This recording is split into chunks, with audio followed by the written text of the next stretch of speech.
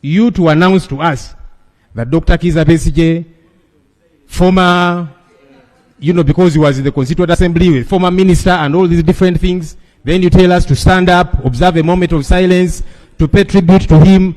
Are we waiting for that? Because even Tuesday, one of the concerns about Dr. Kizza Besigye is food. The last we checked, they have denied him food from his family because he has concerns and is entitled to that. Any day that passes by without these issues being addressed, it puts his life in jeopardy.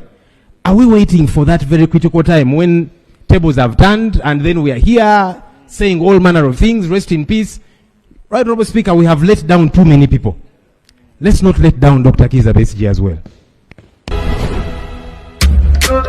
Okuyoge update CV kwa dosinzo bango tuliza gwe mukwano gwange yonna gyoli obadde okola kyamaanyi nnyo kwekumira ku mayengo gano abali emitala w'amayanja abali Qatar, Dubai, Canada, US, UK mbalamusizaako nnyo mubale kwekumira ku mayengo gano ng'atanna twegattako ng'wandyetaazo twegattako kirira wansi waliwo ekigambo subscribe kikoneko olekonne mukadde kajja kuyambako nnyo okuleetera notification message gwe mukwano gwange ali yampuliriza Jewolo Ssenyonyi atabukidde Speaker wa Parliament Anita Amongo ng'agamba tuleme kuliisa ensonga zino bijanjaalo mpiso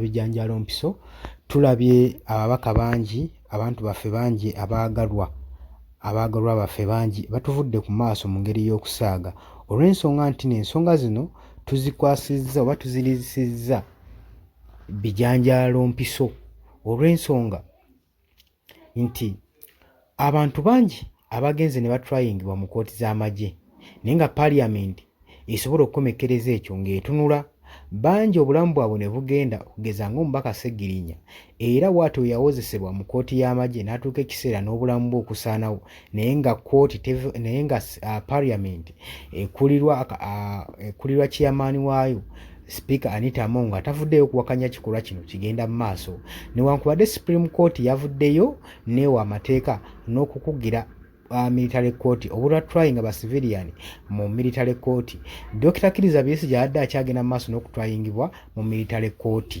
kati wano Jewolo Ssenyonyi wavuddeyo n'agamba nti bannange tulinda mu kali akaseera omuntu nga maze okufa mutugambe mujje watusirikiriremu katono sobole okupraisinga omuzira afudde sobole okuba nga tuteekako ebimuli tugambe nti rest in peace ebyo tetugenda birinda era ye kyavudde ayambalira Speaker Anita Amongo n'amugamba twetaaga okubaako ne kye tukola omusajja ali mu mbeera mbi embeera gy'alimu si nnungi newankubadde wa opposition naye embeera tukkirize si nnungi ne gyali gyawozesebwa mu military court si gyasaanidde okubeera so tuleme kubeeraawo ng'ensonga tuzitwala ez'okubalaata abadde Jewolo Ssenyonyi ng'agezaako okuba nga yambalira Speaker wa Parliament Anita Amongo obutadressinga nsonga eno n'obutatangaza nsonga eno ey'abasiviliani nga Dr. Kizza Besigye n'essaawa za kakati okuba nga akyawozesebwa ne military court obadde okyali kuyige update saving nga kusinza okuba nga otuwuliriza bw'agala otwengako kirira wansi waliwo ekigambo subscribe kikoneko ojja kuba osobola bulungi nnyo otweyanga ku mbaagala nnyo mwebale kwekuumira ku mayengo gano.